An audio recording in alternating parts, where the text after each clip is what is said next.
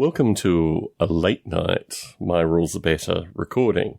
I thought I needed to record something associated with the lunchtime meeting with Steve Jackson and Ian Livingstone. I'm also going to record a separate podcast about Fighting Fantasy Fest 3, and I will also record another podcast associated with my experience in game stores. And I think this is probably going to be a simulcast My Rules Are Better, probably a long funk My Rules Are Better simulcast. But I wanted to get something recorded because I've been back from the UK a week plus a day.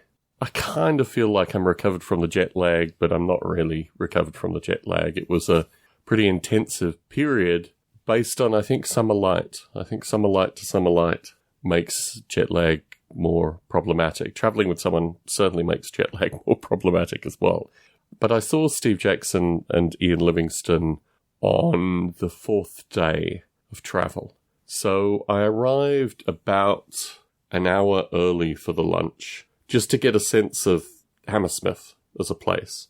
There was a coffee shop a few doors down from the Indian restaurant where I was to have lunch with them, and I sat outside the coffee shop and just enjoyed the weather. It was a not hot, but reasonable temperature day, and I just contemplated where I was. Now, Google gave me some bad information. Google told me that the original Games Workshop store was in fact 1.5 miles away. Turned out not to be the case, but I'll get to that. So I just sat there and comprehended what I was doing and thought about, what these two gentlemen had created. I originally was going to go with just a copy of Warlock of Firetop Mountain to be signed, but Ian Livingstone insisted that I bring more things to be signed, so I brought an old white dwarf where both Ian Livingstone and Steve Jackson were editors, a copy of Warlock magazine, and 3 fighting fantasy books: Warlock of Firetop Mountain, Time Traveller, and Freeway Fighter. And these, Time Traveller and Freeway Fighter had particular impact on me. I think Appointment with Fear was another book that I was thinking of bringing, but just didn't because I thought, 5 was enough. So I had them set on the table. I went to the Indian restaurant a little bit early, sat my books down, and just contemplated things. Steve Jackson arrived about 5 minutes after I arrived at the Indian restaurant, so we were both early. And I had a wonderful chat with him. It was wonderful just sitting down and rapping with him. I gave them both copies of Beyond the Little Blue Box, which is the John Draper Crunch autobiography that I had some role in editing, because I know they're both interested in the history of technology. And the discussion that I had with Ian Livingstone early on just talked a little bit about that book, talked a little bit about who I was in the context of my work and things like that.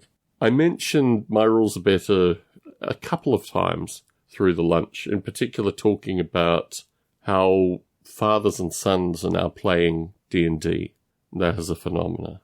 And just talking about, what had happened really in the past 2-3 years, in large part due to things like Stranger Things and also Bandersnatch, both of which are Netflix properties. Bandersnatch I've had more to do with than Stranger Things. But, just the context of where things are currently.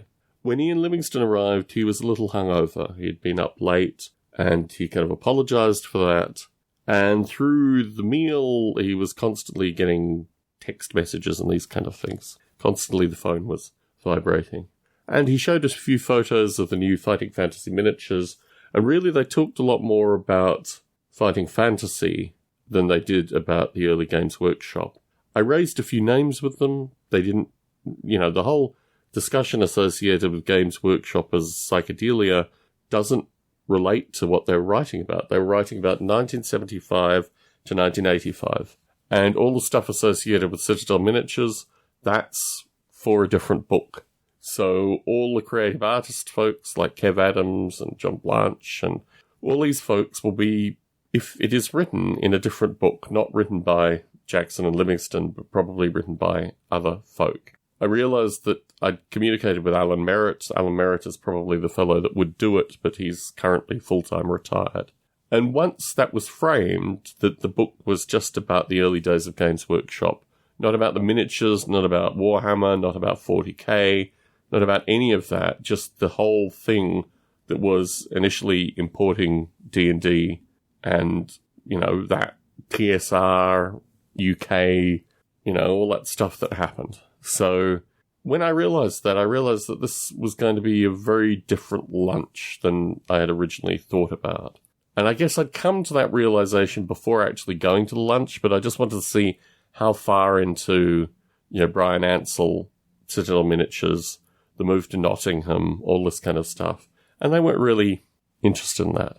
So it was an interesting lunch that framed both of them as very distinct characters. And certainly in terms of their work after the Fighting Fantasy books, they went in completely different directions. I mean, both exploring computer games, but just doing it in different ways. And what I found nice was that they were still friends. They're still a part of a board game group that meets on a semi-regular basis. And they had a great degree of friendship for one another, which I thought was genuinely wonderful. I mean, to have collaborated and gone separate ways and, these kind of things, and obviously being brought back primarily for Fighting Fantasy-related stuff, not so much for Games Workshop, because Games Workshop is a functioning entity that continues on. So there were small opportunities to perhaps make a pitch for one or both of them appearing on this podcast, and I thought it was probably better that I just have an experience that was framed very much in me donating to this book project. And as it turned out afterwards, I got in contact with Alan Merritt and put him back in contact with Ian Livingstone to contribute to the Diceman book, which is the history of Games Workshop 75 to 85. The meal concluded, and one of them made the point that the store, the original Games Workshop store, was actually round the corner. So I wandered round the corner with Steve Jackson while Ian Livingstone went to get his car. They were going to drive. They both were close to where I was staying, but I just felt, let them drive together and talk about Fighting Fantasy Fest in a couple of days. I didn't need to be, omnipresent in this circumstance. It was enough just to be there. And I said at the conclusion of the meal, I thanked them both because they both had substantial impact on my early life. The combination of these games and computer programming basically defined my life. And there were interesting things that came out through Fighting Fantasy Fest. This is why I'm going to record that in a separate podcast. But I was really very mindful that I was taking their time, and although I donated to take their time, I didn't want to cause them too much hassle. We did talk a little bit about what it's like to live in the US. I talked about the alligator in the basement a few doors down. I talked about how the whole narrative associated with assault weapons is just really curious. I didn't make the point, which I make periodically, that disarming the police would actually cause a reduction in shootings. Like the percentage of homicides that are caused by the police is higher, or roughly the same actually, it depends how you calculate it, but roughly the same as the percentage of homicides with assault weapons. And that, as a phenomena, indicates that the broadest method that people are killed through guns is handguns. And there's not a politician out there that talks about that.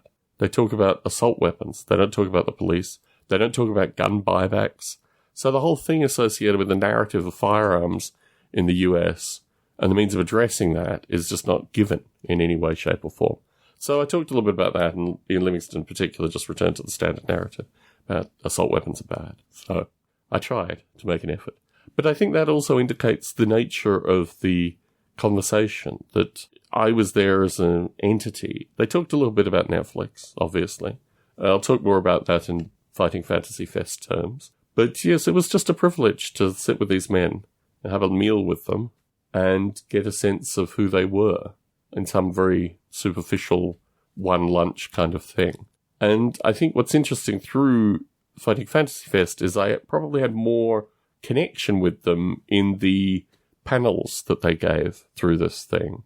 But Fighting Fantasy Fest was something very, very different than the lunch meeting. But I got there through the lunch meeting.